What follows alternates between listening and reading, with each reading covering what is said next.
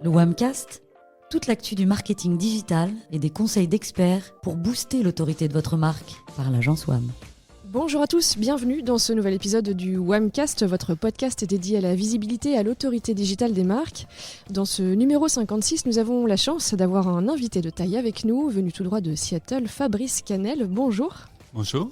Merci beaucoup d'être avec nous. Vous travaillez chez Microsoft depuis plus de 25 ans, aujourd'hui en tant que Product Manager, et vous êtes un acteur clé dans le développement de Bing.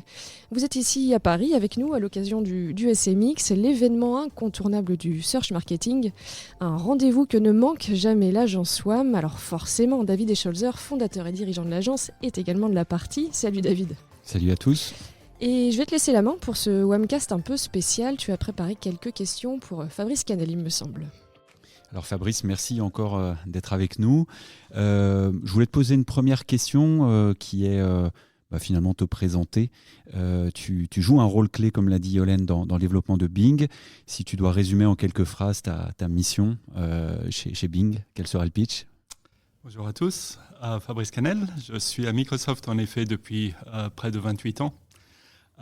Et depuis toutes ces années, je suis vraiment un acteur clé de la recherche au départ de MSN Search et Live Search et maintenant Bing. Et mon but réellement dans l'équipe, c'est de copier l'Internet pour Bing, c'est-à-dire de le choisir, découvrir le meilleur de l'Internet, choisir les pages, tous les liens qui sont utiles sur Internet, les télécharger et les comprendre pour permettre de retrouver ces liens sur bing.com, mais aussi sur toutes les autres solutions qui utilisent Bing. Alors justement, je saisis la perche que tu me tends.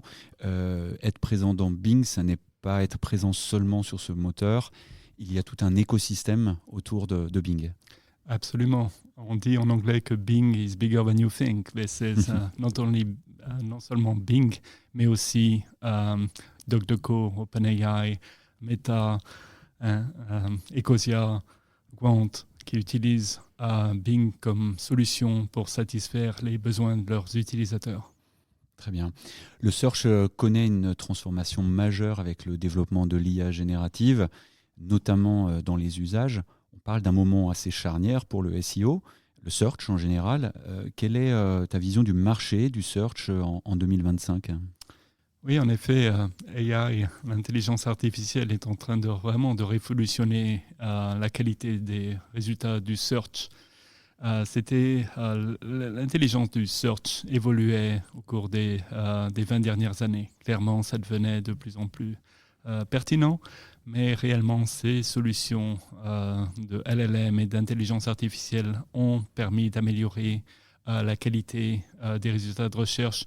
Réellement, ça a commencé en février 2023 et ça continue exponentiellement depuis 2023. Les équipes techniques comprennent de plus en plus ces solutions techniques et c'est ce qui leur permet de faire évoluer la qualité des résultats de recherche. Et ce que l'on voit, c'est actuellement des gens qui utilisent de plus en plus les moteurs de recherche et les solutions AI pour satisfaire leurs besoins courants de recherche ou de knowledge, de connaissances sur Internet. Et ça permet réellement de satisfaire encore une fois leurs solutions, leurs questions, et encore une fois, encore plus dans les mois et les années à venir. Alors justement, Fabrice, ces derniers mois, on a vu beaucoup évoluer la SERP, la page de résultats de recherche de Bing, en particulier avec l'intégration de l'agent AI Copilot. Quelles sont les principales nouveautés que les SEO, les CMOs qui nous écoutent doivent absolument connaître ? Oui, donc l'interface utilisateur est évoluée et continue d'évoluer.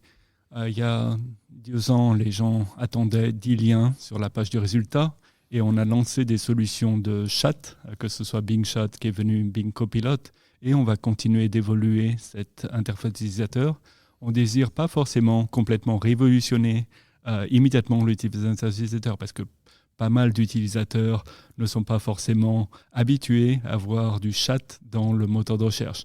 Donc les gens commencent à comprendre l'utilisation du chat et à découvrir des interfaces utilisateurs qui sont plus pertinentes selon les questions. Et donc, pour certaines requêtes, on va continuer à faire des liens bleus, 10 liens bleus. Oui, Pour oui. d'autres recherches, on va voir des interfaces utilisateurs qui seront complètement différentes. Et encore une fois, c'est du A/B testing, c'est du test qui nous permet de comprendre quelles sont les attentes des utilisateurs et de faire des interfaces utilisateurs qui satisfassent les utilisateurs. Oui, oui. Intéressant et justement l'intégration de Copilot est assez impressionnante. On voit qu'on a des réponses beaucoup plus fournies à nos questions liées à la connaissance. On a tendance à entendre sur des études comme celle de Cyr Interactive, mais il y en a d'autres, qu'on va vers un monde du search où il y a peut-être moins de trafic, moins de clics, mais peut-être plus engagé. C'est quelque chose que tu constates ? Oui, c'est réellement ce que l'on constate du point de vue l'interface. L'AI nous permet de satisfaire les besoins des utilisateurs beaucoup plus. Évidemment, depuis des années, sur les requêtes de tête, genre YouTube, tous les moteurs de recherche liés vers youtube.com. Donc ça, c'est une solution qui est en place depuis des années, qui est très satisfaisante. Mais quand les requêtes deviennent un peu plus complexes, les moteurs de recherche ont verré des problèmes il y a quelques années. Et encore une fois, l'AI nous permet de satisfaire les requêtes vers la queue des requêtes. Et donc, ça signifie qu'il y a moins de clics sur ces recherches. Pourquoi ? Parce que les gens n'ont pas forcément besoin de cliquer un lien, 2 liens, 15 liens pour trouver la page qui leur convient, qui leur satisfasse. Et il s'agit de satisfaire l'utilisateur en 1 ou 2 clics. Évidemment, ça traduit qu'il y a moins forcément de visites sur certains sites, au moins pour cette session. Et donc, au final, ce qu'il compte, c'est de bouger le tracking du point de vue clic vers les conversions. Parce que les conversions, savoir ce qui marche et ce qui ne marche pas du point de vue plus business, c'est une chose qui convient de traquer sur les moteurs de recherche, évidemment dans le futur, avec ces clics qui sont plus pertinents que les clics du passé. C'est ce que vous disiez tout à l'heure en conférence, parce qu'on est en direct du SMX, on vous a écouté tout à l'heure. Les clics, il y en a moins désormais, mais ils ont plus de valeur finalement. C'est ce que vous disiez tout à l'heure. Oui, ils ont notamment moins par session. Au final, les gens vont continuer à utiliser ces moteurs et ces solutions AI, et comme ils sont satisfaits, ils vont peut-être faire plus de clics au total. Mais encore une fois, per session, vous cherchez quelque chose. Actuellement, on clique beaucoup moins parce que les résultats sont plus pertinents que dans le passé. Fabrice, des études comme celle de Cyr Interactive ont montré qu'il y avait une forte corrélation entre un bon classement dans Bing et une présence accrue dans les LLM. Je veux parler de ChatGPT puisque vous avez un partenariat avec OpenAI, mais aussi dans Copilot, évidemment, Perplexity aussi. Est-ce que tu peux confirmer ce phénomène et à quoi il est dû concrètement ? Alors, je vais répondre à la dernière question. Il est dû concrètement parce qu'on pense que les solutions que l'on a bâties à Bing sont très pertinentes pour l'utilisateur de Bing et les partenaires business de Bing observent aussi que c'est le cas. Et donc, ils utilisent Bing parce qu'ils pensent que leurs utilisateurs seront aussi satisfaits par les résultats de Bing. Et donc, on est content parce qu'on a bâti une solution qui, encore une fois, est pertinente. Et oui, évidemment, d'être présent sur Bing, ça permet d'être retrouvé non seulement sur Bing, mais aussi sur ces solutions externes de Bing. J'ai encore une question sur voilà, la façon dont on peut apparaître dans ChatGPT, dans Copilot surtout. Moi, j'ai le sentiment, avec nos tests qu'on a pu faire, que Copilot, ChatGPT privilégie beaucoup les sources fiables et autoritaires qui parlent d'une marque. Nous, c'est ce qu'on appelle l'autorité digitale d'une marque.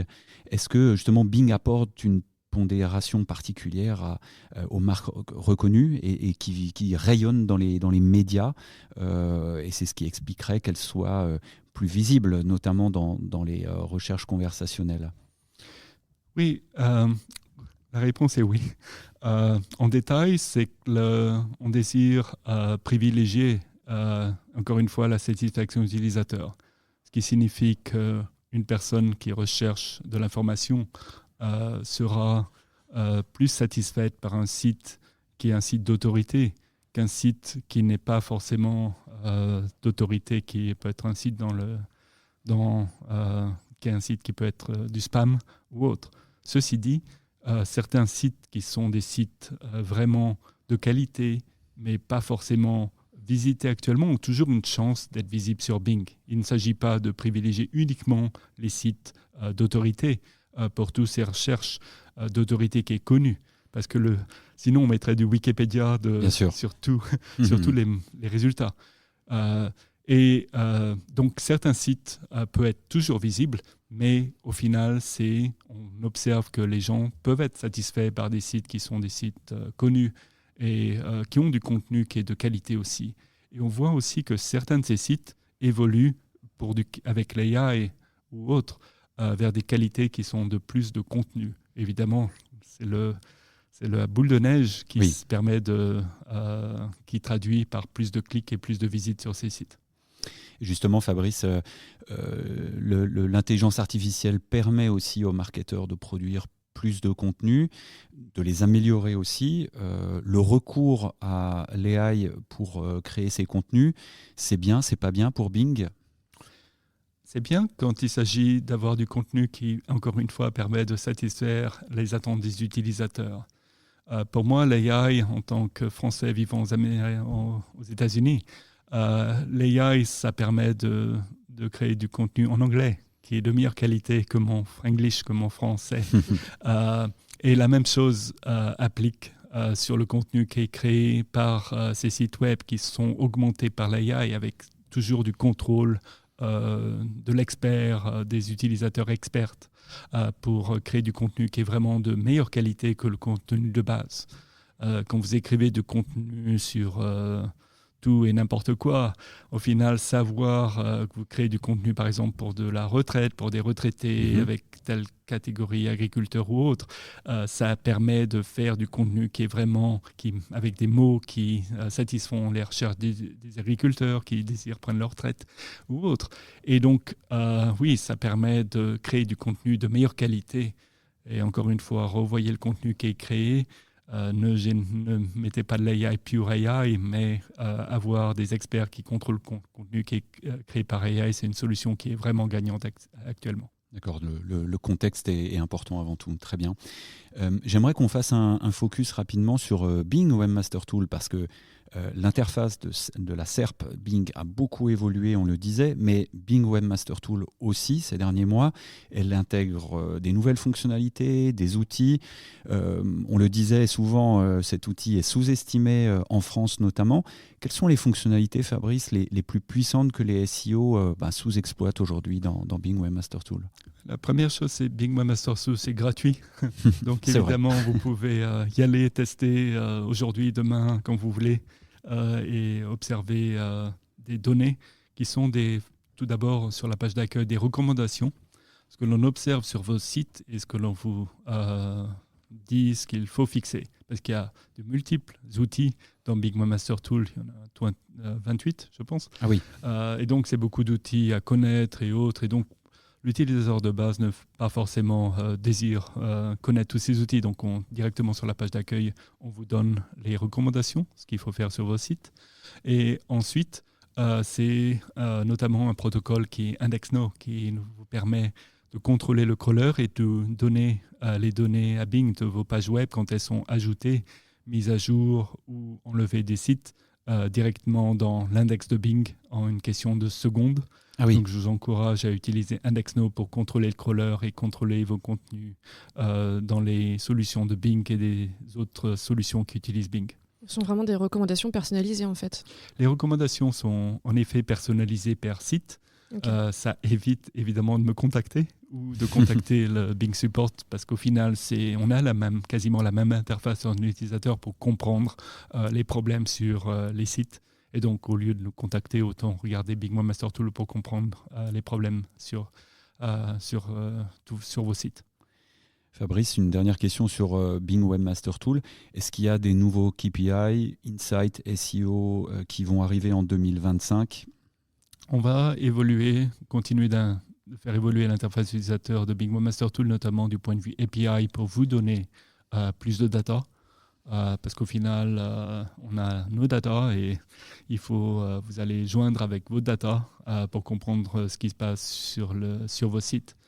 L'autre chose que l'on a fait, c'est qu'on a intégré cette semaine, la semaine dernière, Copilot dans Bing Webmaster Tool. Donc vous pouvez utiliser directement Copilot dans Bing Webmaster Tool pour faire des requêtes et savoir ce qui se passe sur vos sites ou obtenir du support avec Copilot, avec des données qui sont encore une fois spécifiques pour vos sites. Donc Copilot regarde ce qui se passe sur vos sites et vous informe, propose des solutions pour vos sites. D'accord, donc il propose carrément une analyse. Il propose une analyse de rapports pour vos sites ou pour vous donner encore une fois des solutions. C'est ce que l'on observe sur le site. Si on a des problèmes de JavaScript, évidemment, on ne va pas pouvoir comprendre le contenu. Et donc, encore une fois, il s'agit d'avoir l'expert humain qui intervient et regarde les datas. L'AI par lui-même ne comprendra pas l'ensemble des choses qui se passent sur vos sites. Excellent. Avant de conclure, et j'aurais 2 questions pour ça. J'ai entendu une nouvelle là il y a quelques semaines. Microsoft est en train a priori de construire ou de faire ses tests pour son propre LLM. On parle de Microsoft MAI. Est-ce que tu peux nous en dire plus ? Oui, c'est des choses que l'on fait pour tester et comprendre l'utilisation du LLM sur nos propres données. J'ai fait un blog post, premièrement, qui indique comment contrôler l'accès aux data. Certains webmasters ne désirent pas forcément donner ces informations à Bing, ce contenu à Bing. Donc, il y a des tags qui sont utilisés pour donner ou ne pas donner accès au contenu. Pour le LLM. Mais au final, oui, les moteurs de recherche évoluent et LLM évolue, que ce soit du LLM qui est générique ou du LLM qui est personnalisé par site. Donc, c'est des choses que l'on est en train de regarder. D'accord. Alors justement, pour conclure, j'ai 2 dernières questions. Si tu devais donner 3 conseils à un responsable SEO qui veut anticiper les évolutions du search que tu annonçais, lesquels seraient-ils ? Donc, je peux en donner 50, mais je vais me limiter à... On va essayer de se limiter, ouais. On va essayer de se limiter à 3 pour pas faire un podcast qui va durer 3 jours. Encore une fois, c'est satisfaire les besoins des utilisateurs. C'est absolument critique. C'est-à-dire que les moteurs de recherche, que ce soit Bing, Google ou autres, sont au final désirent satisfaire les utilisateurs, que ce soit des utilisateurs qui utilisent le moteur de recherche pour trouver de l'information ou vont sur vos sites plus ou moins directement. Ils ont les moyens de savoir si la requête est satisfaisante ou pas. Si vous faites du spam, ça va peut-être marcher pendant quelques heures, quelques jours, mais vous serez pénalisé et bye bye, sorry, vous ne serez plus présent. Donc, si vous faites les choses bien et satisfaisez les besoins des utilisateurs, vous serez visible et vous serez, ça sera du reward, vous serez récompensé sur le long terme. Et franchement, c'est la bonne chose qu'il faut faire, que ce soit pour Bing, Google ou autre. La deuxième chose, c'est réellement bouger, encore une fois, du clic vers la conversion. Bouger sur la valeur business du clic. Est-ce que vous désirez aller vos CMO, vos CEO et autres pour dire attendez, voilà, j'ai beaucoup de clics, mais j'ai aucune valeur ajoutée. Non, vous désirez communiquer sur la valeur ajoutée du SEO pour vos sites. Et donc, traquer, il faut vraiment bouger vers savoir la valeur ajoutée du search, la monétisation du search, que ce soit encore une fois le nombre de personnes qui achètent des produits, les personnes qui attendent, qui achètent quelque chose ou autre. Si vous décidez la valeur ajoutée de votre site, les KPI sont complètement différentes par site. Mais encore une fois, c'est la chose. La troisième chose, c'est Index Now. C'est prenez contrôle de vos contenus dans les moteurs de recherche. Évoluez. Avec AI, vous pouvez modifier le contenu en quelques minutes, quelques heures sur l'ensemble de votre site. N'attendez pas quelques semaines, quelques mois que le contenu soit indexé par le moteur de recherche. Vous désirez que le moteur de recherche prenne en compte vos contenus rapidement et donc utilise IndexNow pour envoyer cette information rapidement sur Bing et les solutions qui utilisent Bing. Ça vous permet de prendre contrôle de votre jeu SEO. Super Fabrice, j'avais une dernière question parce que tu travailles sur l'indexation web depuis des années maintenant. Tu as même breveté des innovations majeures. Je veux bien que tu en parles d'ailleurs si tu le souhaites. Si demain tu devais repenser complètement Bing sans contrainte, si on revenait 10 ans en arrière, tu ferais quoi de différent ? Évidemment, j'aurais tenté de lancer AI bien avant et les LLM bien avant parce que ça réellement apporte de la valeur ajoutée. Il y avait des... on y pensait il y a 10-15 ans, Okay. mais il y a des limites techniques du point de vue GPU, memory et autres qui ne nous permettaient pas réellement de créer ces solutions il y a 10-15 ans. Donc il y a des limites technologiques qui ont été franchies et qui nous permettent de créer ces LLM réellement, actuellement. Donc c'est vraiment une des choses que l'on a fait. Sinon, IndexNow, c'est aussi une chose que l'on aurait dû penser bien avant. Il y a 20-25 ans, on aurait dû penser à IndexNow et le lancer bien avant. Oui. Et IndexNow, justement, il est utilisé par d'autres outils aussi. Si je pousse mes pages, mes prix sur mon catalogue produit, évidemment, ça met à jour en quelques secondes dans Bing, mais aussi dans tous les autres moteurs qui utilisent Bing. Il y a une demi-douzaine de moteurs de recherche qui utilisent IndexNow. En Europe, ça va être par exemple Cessnam qui va utiliser IndexNow, mais aussi Naver et autres qui vont utiliser IndexNow. Il y a beaucoup de solutions qui vont venir adopter IndexNow. On va les... en fin de printemps, peut-être le mois prochain, on va annoncer quelques vraiment grosses solutions qui utilisent IndexNow. Et encore une fois, on désire que Google adopte IndexNow. Peut-être dans les mois à venir, ils vont adopter IndexNow, je ne sais pas. Je les encourage encore une fois à regarder IndexNow. Ils regardent IndexNow avec nous. Et donc, peut-être, ils vont bouger un de ces jours. Merci beaucoup, Fabrice. C'était la fin, David. Ça fait 3 fois que tu me dis que c'était ta dernière question. Et oui. Est-ce qu'on est bon ? J'étais gourmand. Ok. Eh bien, merci beaucoup à vous. Merci encore, Fabrice, de nous avoir accordé du temps. Merci, David. Et merci à vous, chers auditeurs, de nous avoir écoutés. Si vous souhaitez retrouver cet épisode spécial et ceux d'avant, rendez-vous sur notre site agence-wam.fr, rubrique Wamcast.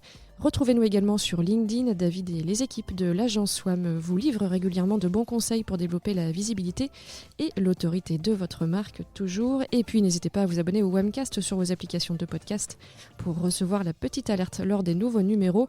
On se retrouve le mois prochain pour le nouveau numéro. À très vite.